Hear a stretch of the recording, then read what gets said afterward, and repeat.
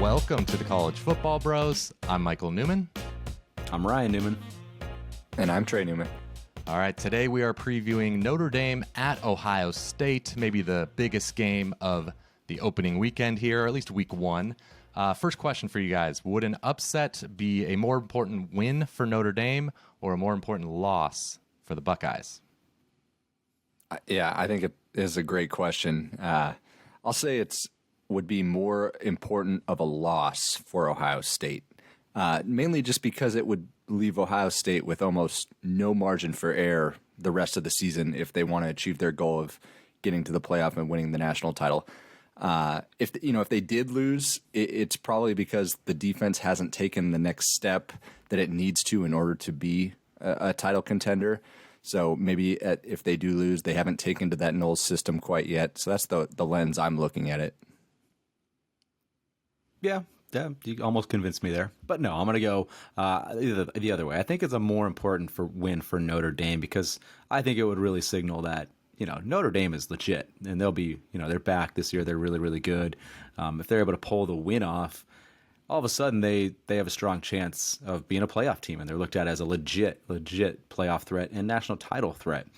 Even if let's say they win this game, if they could go lose another game, let's say they lose to BYU, which I believe that game's in Vegas, an 11-1 Notre Dame team with a win at Ohio State and their only loss to BYU, that would be a very hard team to leave out of the playoffs. So I think with this win, it would almost give them, a little bit of wiggle room to be able to still make the playoffs. So I think for Ohio State, you said they don't have much margin for error, and that's true, but they could still do it. They could still go off and win the rest of their games, and if they do that, they're definitely in.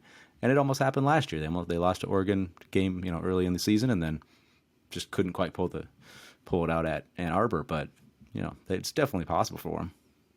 I agree with you, Ryan. I think it'd be a bigger win for Notre Dame, and just bigger picture, even beyond this season. Like for Ohio State, if they lose, of course, yes, they could go on to win out and still make it to the playoff, win the national title. But just big picture, Ohio State under Ryan Day, very confident in that program. It would be disappointing to not make the playoff this year or to lose to Notre Dame, but they'll be fine. They're recruiting lights out. They'll be Ohio State perennially competing for championships. But for Notre Dame, we'll see. They've moved on from Brian Kelly, or Brian Kelly's moved on from them, and everyone's optimistic about Freeman, but we don't know yet. This would be like, holy crap, what a statement win in pretty much his first game as head coach, if you're excluding the bowl game.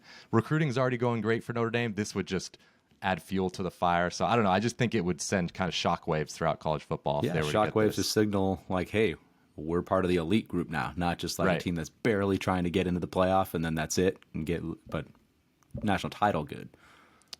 Big if there, though, because, of course, Ohio State is favored by 17. So let's make our against the spread picks. What are you thinking, Ryan? Yeah, it's a really high number when you're going up against, for Notre Dame, good team. And I'm going to take those points. I'll take the 17 with Notre Dame. I like them. I'm high on them going into this year. I think they're going to have a really strong ground game led by a strong offensive line, an offensive line that got really good towards the end of last year. Their center, Jarrett Patterson, still kind of questionable for this game. So we'll see about that. If he plays, that makes a huge difference. I'm not really sure if he will, honestly. They got their quarterback, Tyler Buckner. He's got some good wheels. So I think him, Chris Tyree at running back, he's got enough speed to break one at any time.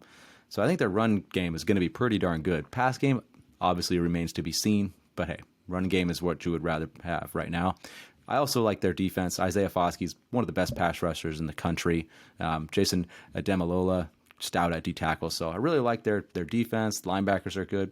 Secondary, a bit of a question, which seems to be, they obviously lost Kyle Hamilton at safety is a big deal. But, I just think that Joseph, with a pretty good replacement. Yeah, it's a good point. But I just think with, a good ground game and a defense that I think can get after the quarterback is good overall. That's just a recipe for keeping games close at the very minimum against good teams. So I like Notre Dame. Okay, I'll go the other way.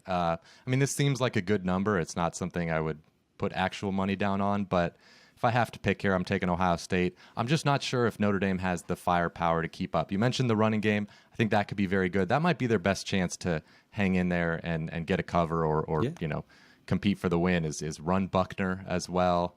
But there's a good chance that they're going to be playing from behind as a 17-point dog, and that might force you to throw. And Buckner is still a question mark. Obviously, he's got super talented and has the arm talent, but we don't know if he can be or will be an efficient passer, especially with, you've got Michael Mayer, who's a great tight end, but the receiving core in general may be a little bit questionable because, of course, you lose Kevin Austin from last year, who was huge for them.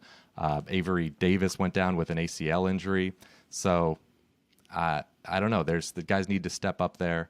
I'm leaning towards C.J. Stroud, Travion Henderson, the best receiving core in all of college football in Ohio State. I'll say they are able to extend it at the end and get the cover. All right, I'm going to go. You guys have zigged and zagged. I'll go back. I'm going to say I'm going to take the points with the Irish. Ohio State, they're ridiculously talented. Yes, Notre Dame's breaking in that new quarterback that we've talked about. And the Buckeyes probably have the best offense in the country. And yes, Notre Dame probably can't match them score for score, but I expect Freeman to slow the game down with that run game. And maybe Ohio State's defensive struggles carry into this year, or at least in game one, not fully improved with that Knowles system quite yet until maybe later in the year when they get acclimated. We saw this recipe work for Oregon last year going into Columbus and shocking the Buckeyes. So maybe Notre Dame can follow a similar script and pull off the upset, or at least keep it under the 17. I hope you guys are right. I hope they get the cover and we get a close game here because it's biggest game of the weekend.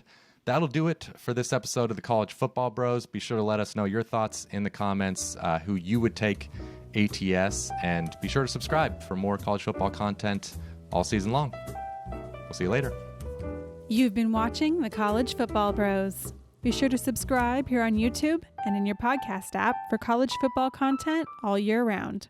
For bonus episodes and access to our Discord chat, join our Patreon at patreon.com/collegefootballbros. Thanks for watching.